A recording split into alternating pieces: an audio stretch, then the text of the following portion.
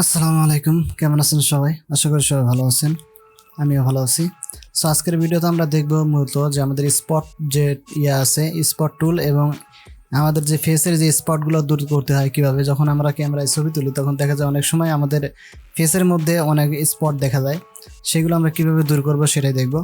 So আজকে একটা টুলের সাহায্যে একটা ট্রিক্সও শিখবো যে কীভাবে আমাদের এই স্পটটা দূর করতে হয়। সো প্রথমে আমরা যেটা করব, আমাদের যে ফটোশপ যে সফটওয়্যারটা আছে সেটা আমরা ওপেন করব। ওপেন করার পরে আমাদের যে কোনো একটা ইমেজ নিব। আমি মূলত এখান থেকে এই ইমেজটা সিলেক্ট করে রাখছি, সো আমি এই ইমেজটাই নিলাম। নেওয়ার পর আমরা একটু ছবিটা যেরকম আছে আমি সেরকমই রাখলাম। রাখার পরে আমি যদি এখান থেকে আমাদের যে স্পট ব্রাশ টুল আছে, ঠিক আছে, আমাদের যে স্পট টুল আছে সেটা নিয়েও কিন্তু আমরা এখান থেকে আমাদের স্পটটা দূর করতে পারবো। এই যে আমরা এখান থেকে যদি দেখি যে এখানে যে আমাদের স্পটগুলো আছে, আমরা একটু জুম করে নিচ্ছি। এই যে আমাদের এখানে জুম করে নিলাম। এখান থেকে আমরা এই যে স্পট এইভাবে কিন্তু ক্লিক করলে আমাদের স্পটগুলো এরকমভাবে চলে যাবে, ঠিক আছে। এখান থেকে আমি যদি এইরকমভাবে দিই, এই যে আমাদের স্পটগুলো চলে যাবে। এটা দিয়ে কিন্তু আমরা যে কোনো স্পটই আমরা এখান থেকে উঠাই দিতে পারি, এই যে এরকমভাবে আমরা উঠাই দিতে পারি, ঠিক আছে। আমার যে স্পটগুলো আছে সেটা আমি এখান থেকে তুলে দিলাম, হ্যাঁ। কিন্তু এখান থেকে একটু অসুবিধা আছে, সেটা হলো যে আমরা যদি মনে করেন এইখানে আমাদের স্পট থাকে, তাহলে আমরা এখানে ক্লিক করলে কিন্তু আমাদের এই যে নাকটা কিন্তু বন্ধ হয়ে গেছে। এইটা দিয়ে আমরা ক্লিক করি তাহলে আমরা নাকটা বন্ধ হয়ে গেছে, ঠিক আছে।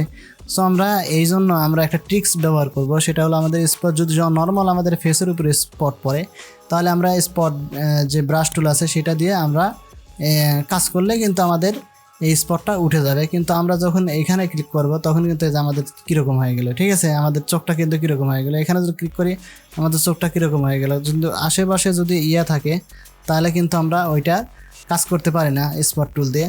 সো সেই জন্য আমি বলতেছি যে একটা ট্রিক্স এখানে আছে, যেখানে দিয়ে আমরা স্পট মানে পরিষ্কার করতে পারবো। আমরা প্রথমে যেটা আছে সেটা আমরা এখান থেকে ডিলিট করে দিলাম। আমরা এখান থেকে ডিলিট করে দিয়ে আমি পুনরায় আমাদের যে আছে ছবিটা আছে আমি পুনরায় নিয়ে আসলাম। নিয়ে আসার পর আমি একটু জুম করে নিচ্ছি।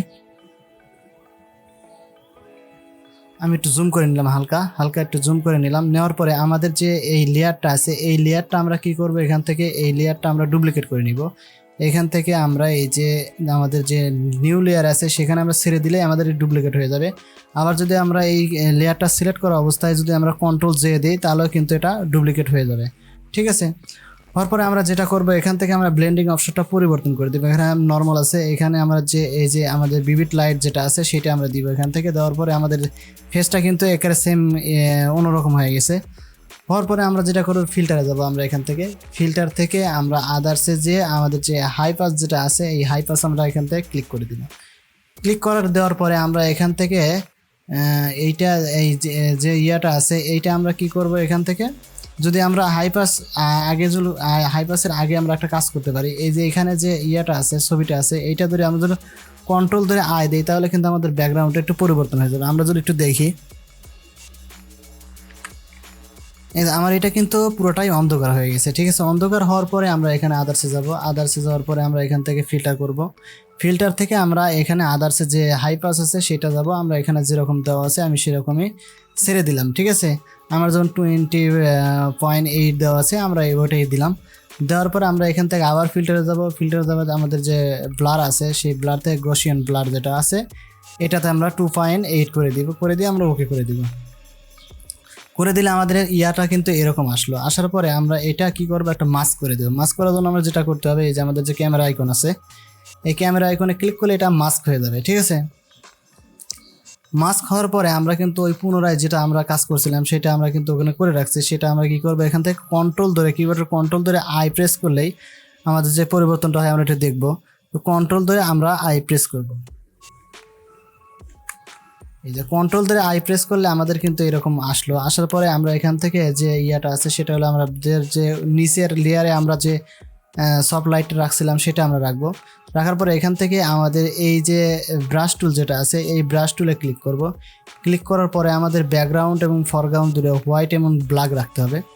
রাখার পরে আমরা এই যে যদি স্পটের যে স্পটটা আছে সেটার উপর যদি এবার ক্লিক করি, এই যে আমাদের একটু এরা কিন্তু এই যে আমার এখান থেকে কিন্তু স্পটটা মানে দূর হয়ে যাচ্ছে। আমরা যদি এখান থেকে দেখি এই যে আমাদের স্পটটা দূর হয়ে যায়। অনেক সময় আমাদের পুরাতন যে ভার্সনগুলো আছে সেইগুলোতে কিন্তু আমাদের এই স্পটের যে টুলটা এইটা কিন্তু নাই, ঠিক আছে। সো আমাদের নতুন ভার্সন যারা ব্যবহার করে তাদের আছে, শুধু পুরাতন ভার্সন যদি কারোর আছে, যেমন লো কম্পিউটার যদি যাদের থাকে তাদের কিন্তু এটা করলে এটাতেই আমরা এই ট্রিক্সটা কিন্তু অ্যাপ্লাই করে কিন্তু আমরা এখান থেকে স্পটটা দূর করে দিতে পারবো। আমরা যদি এখন একটু দেখি যে আমাদের আগের যে ছবিটা ছিল সেই ছবিটার সাথে এই ছবিটার কতটুকু পার্থক্য, আমাদের কিন্তু এখান থেকে আমরা স্পট এইভাবে সুন্দর করে আমাদের স্পটগুলো আমরা দূর করে দিতে পারবো। ঠিক আছে, এই যে আমাদের এখানে মুখের যে স্পটগুলো ছিল সেটা কিন্তু এখান থেকে পরিষ্কার হয়ে গেছে। যদি আমরা এরকম দেখি, যদি আমরা একটু জুম আউট করি এখান থেকে, আর এখান থেকে যদি আমরা এখান থেকে ক্লিক করি তাও কিন্তু আমাদের ইয়াটা কিন্তু অফ হয়ে যাচ্ছে না। ঠিক আছে, এই যে আমাদের এটা কিন্তু অফ হয়ে যাচ্ছে না, কিন্তু আগের যেটা আমরা স্পট টুলতে করছিলাম সেটা কিন্তু আমাদের মানে নাকের ইয়ার মধ্যে এখানে ক্লিক করলে সেটাও কিন্তু আমাদের এখানে অফ হয়ে গেছিলো। ঠিক আছে, সো আমরা এখান থেকে যদি এরকমভাবে দেখি তাহলে কিন্তু আমাদের এটা ইয়া হয়ে যাচ্ছে না। ঠিক আছে, সো মূলত আমাদের যে এই ট্রিক্সটা লো ভার্সনের সফটওয়্যারগুলোতে করতে পারবেন, কিন্তু যেগুলো আমাদের স্পট টুল আছে এটা কিন্তু আমাদের যদি নতুন ভার্সনের যে সফটওয়্যারগুলো আছে সেইগুলোতে পাওয়া যায়, অন্যগুলোতে পাওয়া যায় না। সো আজকের ভিডিও এ পর্যন্তই, দেখা হবে নতুন ভিডিওতে।